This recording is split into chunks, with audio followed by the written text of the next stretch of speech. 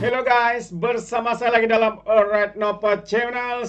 Soalan panas di Dewan Rakyat ya, daripada ahli parlimen PAS, pemimpin Muslimat PAS ya, yang membuat kenyataan kononnya sambutan luar biasa terhadap tentera daripada China ya. Saya tahu sahabat semua tujuan mereka untuk memberikan soalan ini untuk memberikan bayangan ataupun persepsi kononnya ya, kerajaan Pulau Pinang ini kerajaan yang menyokong ataupun menyambut tentara-tentara daripada China ini, dan dianggap kononnya ini menjual kedaulatan negara dan sebagainya. Itu yang mereka cuba sampaikan sahabat semua ya, bukannya soalan berkaitan dengan rakyat. Tapi bagus juga lah ya, apabila mereka soal perkara ini hari ini dijawab ya oleh menterinya, yaitu Mak Hassan. Persoalan yang menarik untuk kita fikir di sini adalah, adakah sambutan ataupun kehadiran mereka itu atas jemputan daripada Kerajaan Pulau Pinang, atau adakah ia mendapat perkenan ataupun kelulusan daripada Kementerian Pertahanan dan sebagainya. Jadi sahabat semua, mari kita dengar ya pendedahan ataupun jawapan daripada Tok Mat ataupun Mak Hassan ya, berkaitan dengan soalan daripada Muslimat PAS yang sengaja menimbulkan persepsi kononnya kerajaan Pulau Pinang ya menyambut secara meriah luar biasa tentera-tentera daripada China ini. Jadi mari kita tonton video ini. Ataupun DOC pada 4 November 2002, Tan Sri. Selaras dengan persepahaman di bawah DOC ini, negara-negara ASEAN telah mengambil pendekatan dengan izin self-restraint dan memastikan tindakan-tindakan yang diambil dan aktiviti yang dijalankan di Laut Cina Selatan tidak akan meningkatkan ketegangan di lapangan. Buat masa ini, negara-negara ASEAN dan China sedang merundingkan dengan izin Code of Conduct in the South China Sea ataupun COC yang dilihat sebagai satu kod tata cara bagi mengelakkan konflik dan ketegangan di Laut Cina Selatan. Ianya adalah tanpa prejudis terhadap tuntutan wilayah dan maritim negara masing-masing. Rundingan COC ini, Tan Sri, dilaksanakan oleh negara-negara anggota ASEAN dan China menerusi platform dengan izin ASEAN Joint Working Group, ASEAN China Joint Working Group on the implementation of DOC dengan izin ASEAN China Senior Official Meeting on the implementation of DOC berdasarkan satu dengan izin Single Draft Negotiating Text yang digunakan semasa asas rundingan.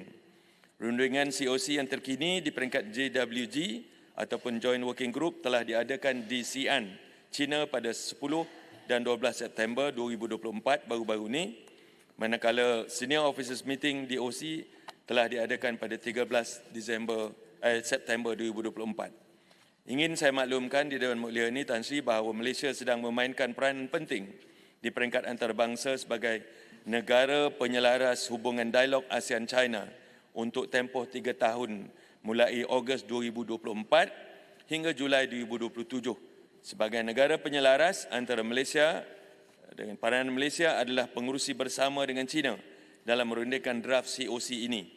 Dalam hubungan ini, Malaysia beriltizam untuk memastikan supaya kod tata laku ini, jika dipersetujui, akan menjadi satu dokumen yang efektif dan substantif untuk menangani isu-isu berkenaan Laut Cina Selatan. Malaysia akan sentiasa memastikan bahawa COC yang dirundingkan tidak sekali-kali mengenepikan kedaulatan, hak kedaulatan dan kepentingan negara, Tan Sri Pengerusi. Sebagai pengerusi ASEAN pada tahun 2025, Malaysia komited untuk menyelesaikan isu-isu berkaitan Laut Cina Selatan secara konstruktif dengan menggunakan forum dan saluran diplomatik yang sesuai. Malaysia akan terus menyuarakan pendirian tegas berhubungan isu Laut Cina Selatan di pelbagai platform bagi memastikan kedaulatan, hak kedaulatan dan kepentingan negara akan terus dipelihara. Terima kasih. Baik, saya jemput Kalabakan. Terima kasih Tan Sri Speaker, terima kasih Yang Berhormat Menteri atas jawapannya tadi. Yang Berhormat Menteri telah menghadiri sidang kemuncak ASEAN ke-44 dan 45 di Laos baru-baru ini. Cuma saya ingin bertanya, sejauh manakah resolusi ataupun apa-apa perbincangan yang dicapai itu mampu meredakan kemarahan negara China di kawasan konflik, dan juga apakah perbincangan ataupun resolusi yang dibincangkan tu akan dipatuhi oleh negara China. Itu saja. Terima kasih. Baik, silakan Menteri. Berkenaan dengan perbincangan semasa ASEAN Summit 44-45 baru-baru ini, Tan Sri Pengerusi, pokok perbahasan negara-negara ASEAN sesama sendiri dan juga dengan rakan-rakan dialog dan juga dengan rakan-rakan bukan dialog, banyaknya berkisar dua perkara, iaitu berkenaan dengan isu Gaza dan isu Laut Cina Selatan dan juga isu di Myanmar dan isu-isu yang serantau dan juga sedunia. Berkenaan dengan apa yang ditanya oleh Kalabakan tadi, kita memang merundingkan dan kita mahu melihat seperti yang saya sebut tadi, Tan Sri Pengerusi, supaya isu Laut Cina Selatan ini dirunding dengan cara terbaik melalui saluran diplomatik dan platform-platform rundingan secara ASEAN. Kita minta supaya isu Laut Cina Selatan ini diurus secara bersama oleh negara-negara ASEAN, bukan satu negara bersendirian untuk mengurus dan merundingkannya. Itu sebabnya Malaysia berazam, kita sebagai negara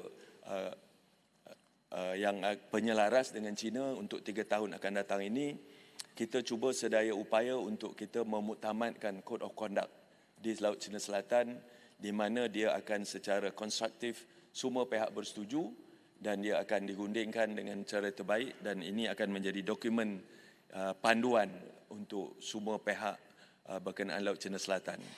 Berkenaan dengan ketegangan yang berlaku di sana, negara-negara ASEAN dan seluruh negara-negara yang menghadiri, negara yang bersahabat menghadiri ASEAN Summit meminta supaya isu di Laut Cina Selatan ini jangan menjadi satu ketegangan yang serius, supaya semua pihak melakukan self-restraint, supaya kita mengadakan perbincangan, dan apa jua perbincangan yang dilakukan itu mestilah berasaskan kepada undang-undang antarabangsa dan juga undang-undang laut, Convention of United Nations Convention of the Sea, of the Law of the Sea 1982 itu yang berbahagia, Tan Sri.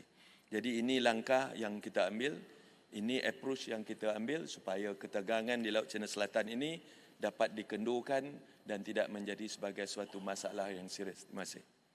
Baik, saya jemput Tumpat. Terima kasih Tuan Ketua. Soalan tambahan saya ialah apakah status siasatan Wisma Putra terhadap dakwaan kebocoran dokumen diplomatik Malaysia-China pada 21 Ogos 2024 di mana akhbar Philippine Daily Inquirer melaporkan terdapat nota bantahan yang dihantar kepada Kedutaan Besar Malaysia di China membabitkan tuntutan China terhadap Malaysia supaya segera menghentikan aktiviti perairan di minyak berhadapan Sarawak. Dan yang kedua, apakah pendirian dan tindakan kerajaan terhadap sambutan luar biasa yang dibuat oleh Kerajaan Pulau Pinang terhadap 1,000 kelasi kapal dan daripada dan juga kadet tentera laut daripada China, sedangkan kerana ini memberikan mesej yang salah kepada masyarakat dan juga kita melihat ini soal tidak sensitif kepada isu tuntutan bertindih yang sedang berlaku dan adanya aset tentera yang berada di Benting Patinggi Ali. Terima kasih. Sila Menteri. Berkaitan dengan kesihatan itu, kita masih lagi menjalankan kesihatan dalaman. Kerana dokumen seperti ini tidak seharusnya menjadi dokumen publik. Tapi selalunya dokumen kita ada watermark bila kita dapat, Datuk Tan Sri Pengerusi. Tapi yang dikeluarkan itu tidak ada watermark. Jadi kita tak tahu di mana, kalau di peringkat kita mesti ada watermark. Ya. Jadi itu kita akan jalankan kesihatan sama ada ianya dikeluarkan oleh pihak-pihak yang lain selain daripada pihak kedutaan ataupun pihak-pihak daripada peringkat Malaysia. Yang kedua, berkenaan dengan sambutan luar biasa, kita tak katalah sambutan luar biasa, sambutan yang meriah ya, yang dilakukan oleh Kerajaan Pulau Pinang. Ini selaras dengan sambutan 50 tahun hubungan diplomatik Malaysia-China, dan sementara pula ia merupakan port on call-nya di Pulau Pinang, Tan Sri Pengusi. Jadi ini telah pun mendapat persetujuan daripada pihak Kementerian Pertahanan. Kementerian Luar cuma memberikan kelulusan diplomatik untuk kapal itu datang masuk perairan kita dan berlabuh di sana. Yang lain-lain itu adalah urusan kerajaan negeri, Datuk Betul. Tetapi permohonan diplomatik daripada pihak kedutaan negara China jelas ada memohon perkara-perkara tersebut untuk membuat lawatan ke sekolah yang berunsurkan atas belakangkan pengajaran Confucian dan yang lain-lain. Jadi ini ada diuruskan oleh pihak-pihak keselamatan, Datuk Tan Sri Betul, ya. Dan yang lain tu kita harap supaya kalau ada apa-apa pelanggaran daripada apa yang diminta oleh mereka itu akan disiasat. Tapi setakat ini Tan Sri Betul memang jelas apa yang dimohon semasa permohonan diplomatik tersebut semuanya tidak melanggar apa-apa pelanggaran peraturan negara kita. Terima kasih. Baik, seterusnya saya jemput Tuan Prabakaran, anak lelaki Parameswaran Batu. Terima kasih Tan Sri Speaker. Soalan saya nombor 6. Silakan Menteri. Alright, itu dia jawapan yang diberikan oleh Tok Mat. Rupanya ya perkara itu bukan dilakukan secara sembrono, ya, mendapat kelulusan ya daripada Kementerian Pertahanan dan sebagainya. Tetapi kita tahulah ya tujuan ahli parlimen pembangkang khususnya daripada PAS ini sengaja ya untuk memburukan kerajaan Pulau Pinang. Demi apa?